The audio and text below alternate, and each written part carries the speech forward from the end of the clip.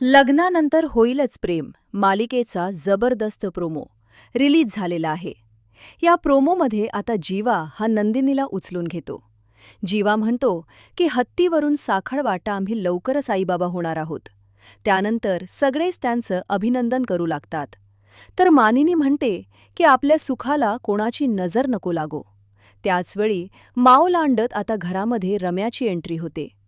रम्या म्हणते की लागणार आम्हाला सुद्धा पेढे द्यावे लागतील, कारण विजय आणि माझं लग्न झालं आहे आणि आता लग्नानंतर तर आम्ही दोघेही याच घरात राहणार आहोत. तर रम्याने अचानकपणे विजयशी लग्न केल्यानंतर घरातील सगळ्यांनाच खूप मोठा धक्का बसतो, कारण देशमुख कुटुंबाला त्रास देण्यासाठी विजय आणि रम्याचा हा प्लॅन आहे.